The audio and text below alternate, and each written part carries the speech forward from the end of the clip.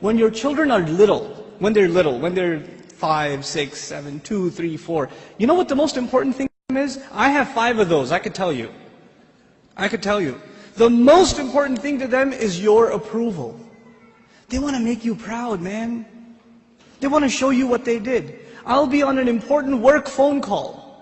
And my son will come over, my 2-year-old will come over. Abba, Abba, Abba, Abba, Abba. Like, okay, hold on. What is it? Nothing. I'll go back on the phone and he'll start calling me again. I'll be like, okay. What is it? I want to show you something. What do you want to show me? That is it. But you know what I'm supposed to do? Oh my God, that's awesome. Do it again. I'll call you back. You're supposed to appreciate what your children do. They live for that. They desire that more than anything else. I have 3 girls, and you know the difference between girls and boys. Boys can't sit still, and girls can't stop this, right? So I pick my girls up from school. One's in 1st grade, the other's in 3rd grade. I pick them up from school. It's a 25-minute ride back home, and what are they doing the whole way? You know what happened today in class? We colored a dinosaur, and we did this and that, and I was coloring it purple, but I decided to put in some green, and they're going on and on and on and on and on. And they cannot help themselves, and they cannot stop, and I have to pay attention and listen. I have to listen and say, oh, what about blue? No, I did only a little bit blue, right? I have to pay attention. And you know why I'm saying all of this? Just one more story on the side, just to wake you up a little. I share this story all the time. My oldest daughter, my eldest, Husna, when she was younger, she was really into finger painting. So she'd dip her hands in paint and just making a big old mess, right? And she brings this big cardboard to me. And it's a big blob of blue. I don't see anything, right? And she says, Abba, look what I made. And I'm sitting there going, that's awesome, a mountain.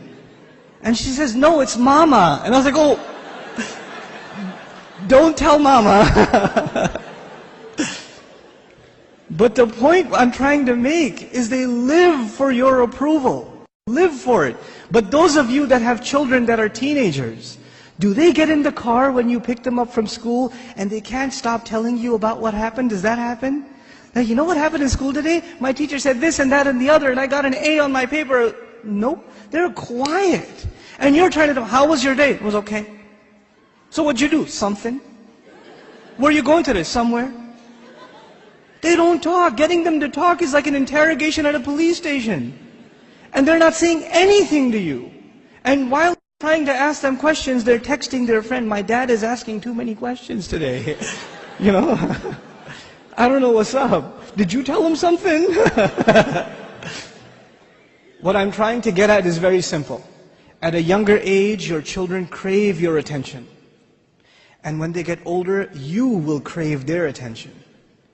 But if you don't give them attention when they're tiny, when they come to you with their toys and you say, go in your room, I'm watching the news. The game is on, could you take him please?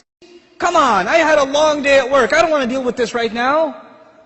I have friends over, it's embarrassing, go to sleep, go get out of here. When you have this attitude towards your children, like they're an obstacle in your path, your job was at work, when you come home, you're on vacation. No, buddy, your job began when you came home. That's your job.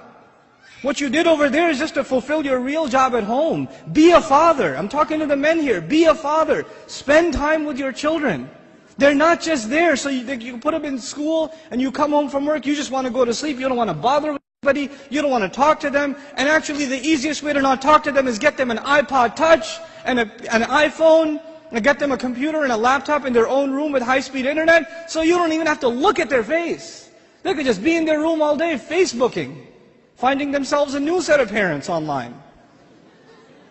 Seriously. Be a father, be a mother. Don't replace your motherhood and your fatherhood with these things, because if you do, when they become independent, you know what happens to most parents? To most of you, your children, they only see you as a bunch of dollar signs walking around.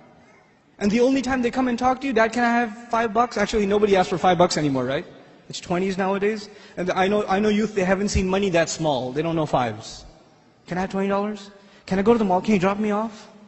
Can I go over to my friend's house? Can I do this? Can I do that? Can I do the other? When they want something, they come to you. Otherwise, You don't see them. And when they get to a certain age where they are old enough to make their own little bit of money, guess what? You're not going to see them at all. Because your cash register is no longer relevant. That's no longer relevant. If this is the relationship you are setting yourself up for, you're headed for destruction. We got to change this now. And the way to change it, and it's going to be hard for a lot of you to implement this, but we have to be friends with our children. We have to be their best friends. They should enjoy hanging out with us the most, the parents.